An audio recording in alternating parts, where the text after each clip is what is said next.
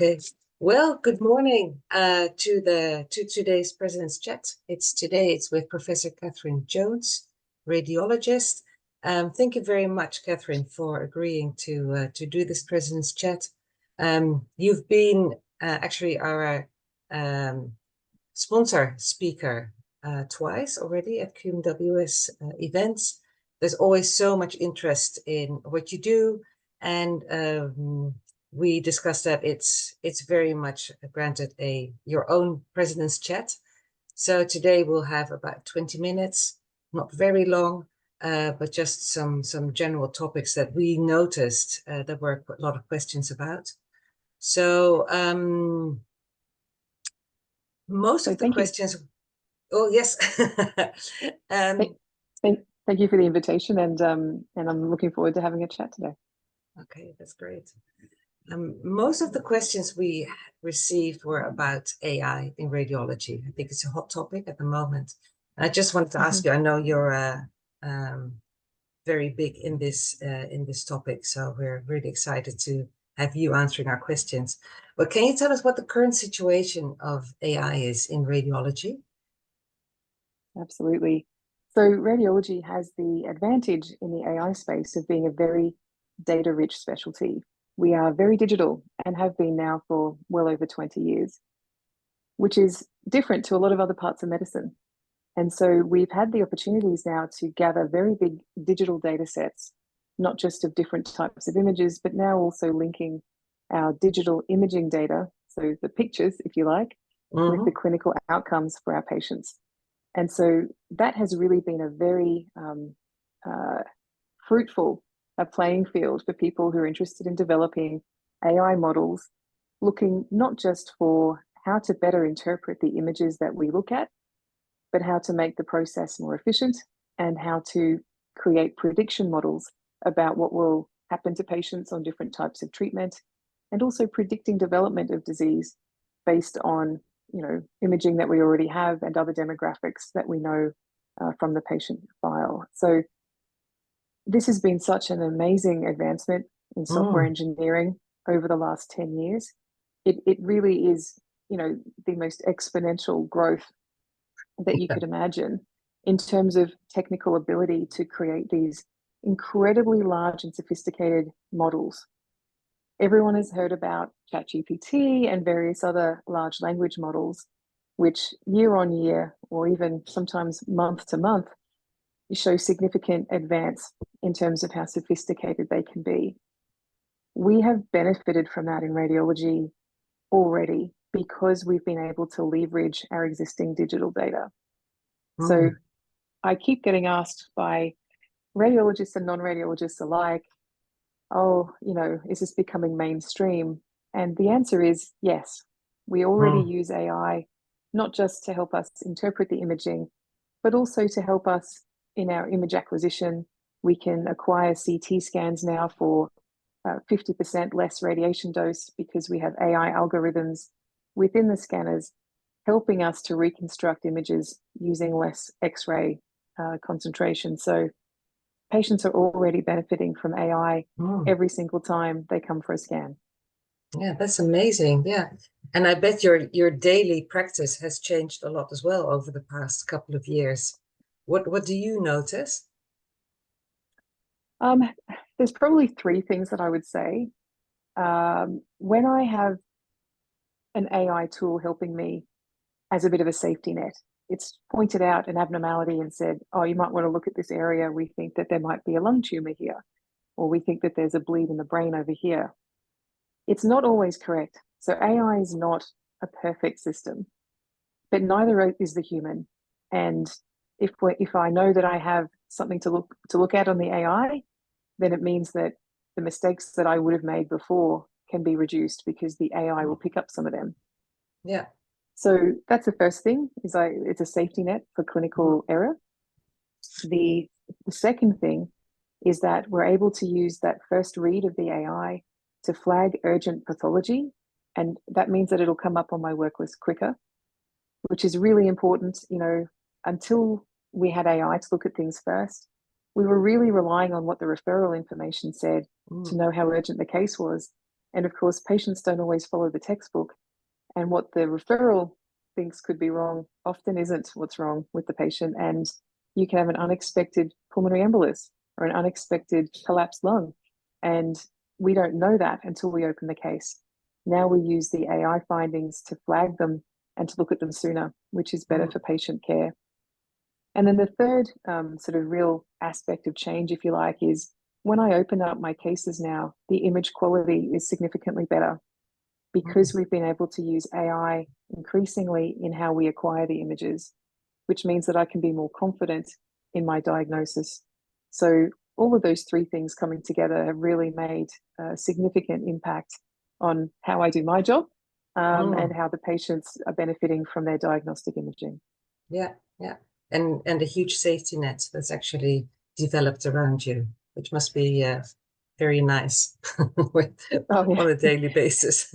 That's right, yeah. Yeah, yeah, yeah. Do you think that radiology is an area that's particularly suited to medical women? I do. I mean, I chose it. I mean, yeah, I thought it was a good idea.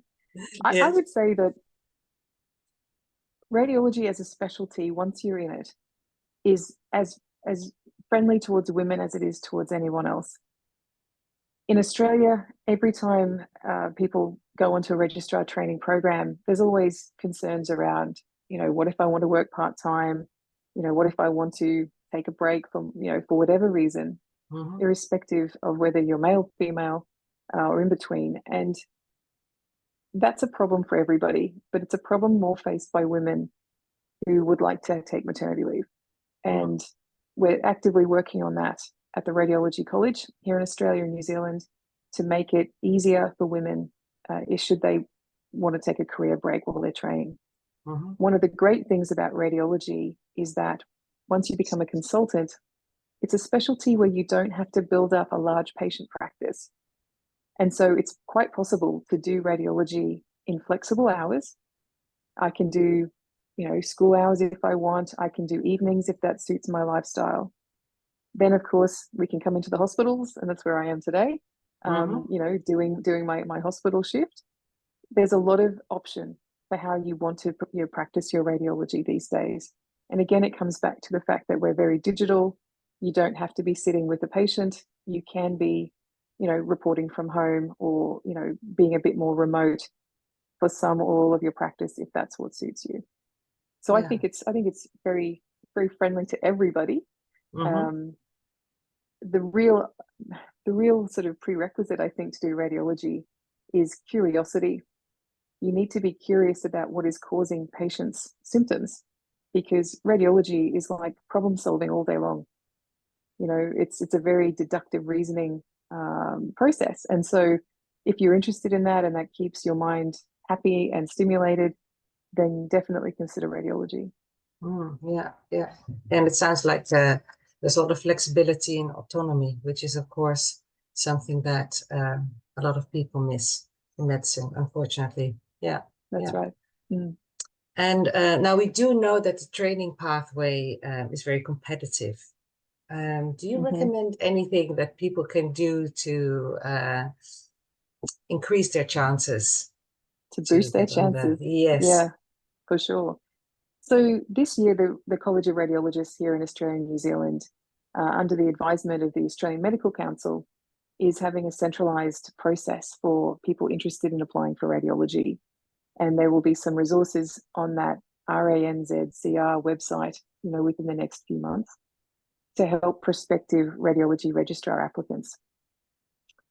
Part of that, of course, is knowing what's out there, what should you be doing to try to improve your application quality.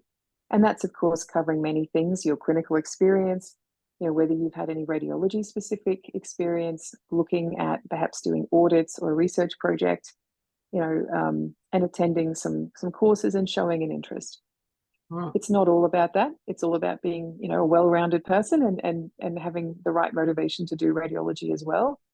But over the next few months, by about September of 2024, there should be some pretty decent resources on the website to help prospective registrar applicants.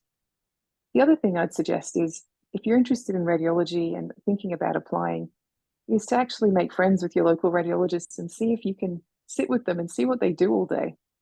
Because radiology has a reputation for having, sitting in a dark room, looking at a screen and never talking to anybody, which is absolutely not true anymore. We need to be out there interacting with our patients, with our referrers, our clinical colleagues, with hospital and healthcare managers.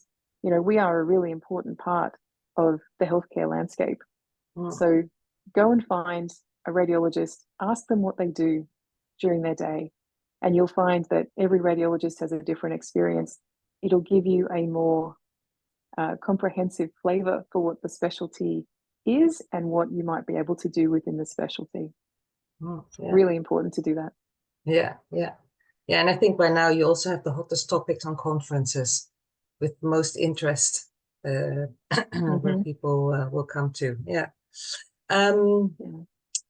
Now we do have mentor mixers at Queens of Medical Women's Society. We have a very active student body that is organizing these now.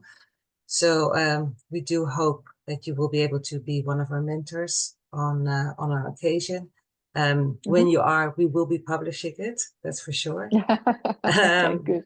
I know there will be lots of interest. I remember one Christmas party when you were there, and I think you weren't able to move from your spot because you had so many people wanting to speak to you. I think it's really important for young women in particular when they're starting out their medical careers to understand that they have lots of options. And I mean, before I did radiology, I was a surgical trainee for nearly 5 years, and I was often the only female in the entire department. And I know there's lots of reasons that women tend not to be successful in applying for different specialties, and part of it is a cultural perspective.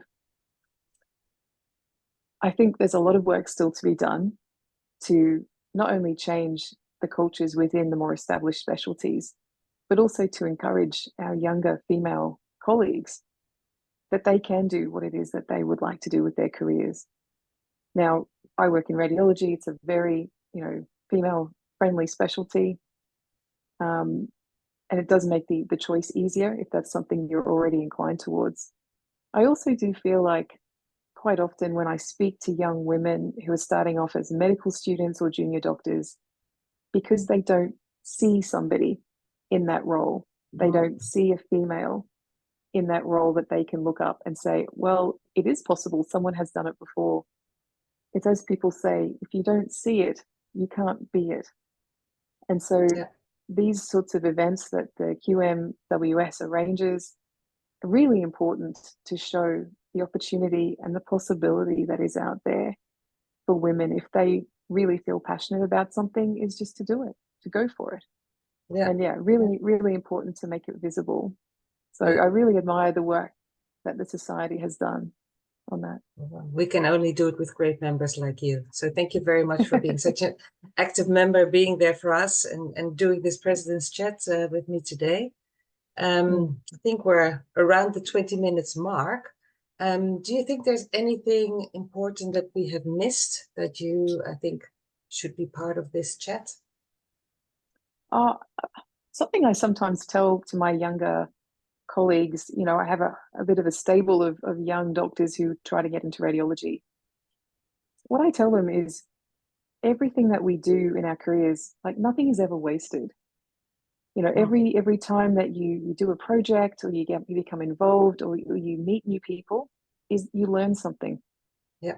You either learn a new piece of knowledge or you learn a skill or you widen your network of contacts, or you learn something about yourself. Everything that you do has a value to it. So if you see something and it's an opportunity and you have the bandwidth to do it, do it. There's nothing, there's never a downside to this. I think that's probably something I've learned over the 22 years since I finished medical school. The ongoing advantages of that attitude. I just cannot undersell it enough. It's really, really good. Yeah. Oh, I couldn't agree more. Yes. I never thought I would end up here in Australia, specializing in doctors' health and well-being. And but everything I've done in my life has all come together here. So that's the beauty of these things. Yes, I agree completely. Yes. Yeah. Okay, well, thank you so much. I will leave you to go back to your busy day in the hospital. Back to my dark room. That's right. No, I can see Thank you so daylight. much. I have a window. Yes. Yes, exactly. Yeah. Thank you so much for asking me to come on. It's been an absolute pleasure, and I look forward to seeing you at the next Mental Mixer. Yes, yes. And our next dinner will be on the 30th of May with Dr. Suzanne Roberts, who started the mother and daughter unit in the psychiatric department at the Gold Coast University Hospital. So she's a real trailblazer as well. I look forward to it. Thank you, Ira. Looking forward to that. And thank you very much.